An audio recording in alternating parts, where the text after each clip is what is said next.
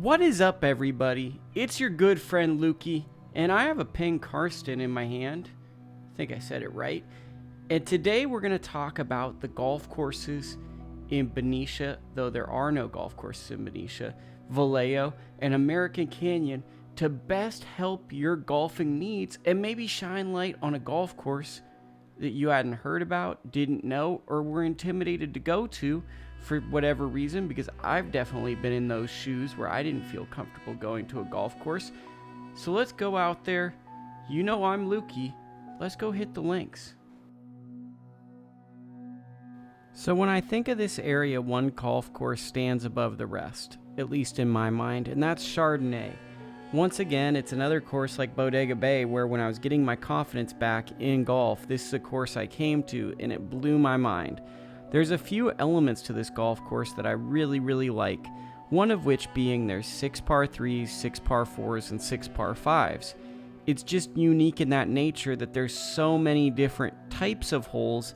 It doesn't get monotonous. It winds through the wine vineyards, but at the same time, you're consistently getting just really enjoyable golf holes. I'd say that probably the highlight for me is when you start weaving through the back nine and then getting to the apex mountain of the golf course, which is the par 3 that looks down to the green and then is cascaded by vineyards. Then it's followed by a gentle dogleg right, Slicer's Paradise, that's a par 5 where you can swing out of your boots. Chardonnay's only downside besides the price point is the greens are really long, and you definitely could have a 3 or a 4 putt at this course. It's a course that I'm really a big fan of. I really enjoy it, and I just think it's a well thought out and enjoyable golf course, and I highly recommend it. Right next to it is Eagles Vine, and I think Eagles Vine might be the quote-unquote player's course, if you were to say that, because it's designed by Johnny Miller, and this is another really enjoyable course. I wasn't as high on it, basically because like most Johnny Miller courses, it was very penalizing for shots based on approach. So if you missed in the wrong places, you were put in very tricky and hazardous positions. It does have an iconic hole location on the par 3 that's a water island green that I feel like most people basically play the course to experience that hole.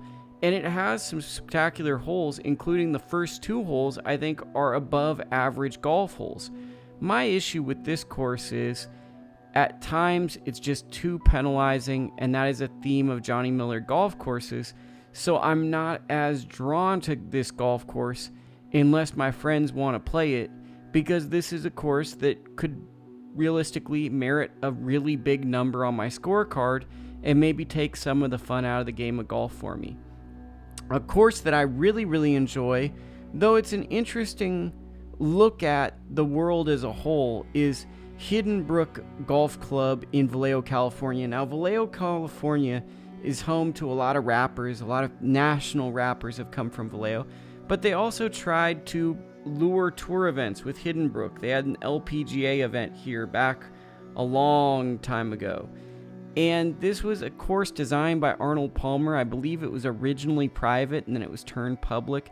It has some fantastic holes and great usage of water, and it's probably one of the most hilly golf courses. I'd say that in terms of use of hills, Wente would be the gold standard of the most hills, then probably Hiddenbrooke, then Chardonnay. They're all really hilly golf courses. Hiddenbrooke, I wish just had a little bit more funding, because it's right now where it's at. It's not quite at its glory days, but the skeleton and the roots of this course are so good. The design is really good. This is a really unique course that has so much good about it. It's so easy to get to off of the freeway. Blue Rock Springs, both west and east. So west is what they call the members side, and west is the more popular side. I believe it's the Fleming design. Jack Fleming, speaking of Glen Eagles, in San Francisco. It's more about position and targeting, and it's just a really standard 1920s, 1930s Parkland municipal golf course that really takes advantage of some hills. It's a fairly hard walk, to be honest with you, more surprising than you'd expect. The East course, many have commented to me and left comments about it, saying they actually kind of prefer it if they're out-of-towners because the conditions of the course are actually, some might say, better. There's less pitch marks on the green, the fairways don't have as many divots. People have commented that if they're just going strictly for course conditions, they actually like the East course possibly just as well as the West, which was shocking to me because the West had always been viewed as the members' side. The East course is on the same side as the driving range. The East course also uses undulation, hills. That's the concept of the course. It's tight, it's narrow, hills, the greens are fairly good, and it's just a interesting, hilly, municipal challenge that has two different styles of golf course there. I hope you found this video helpful. If you really liked it, be sure to subscribe, like the video if you really find it helpful, and leave a comment just to improve the channel and all that type of stuff. This is Lukie, and I hope you have like a really good rest of your day. I hope you do some fun stuff. Take care.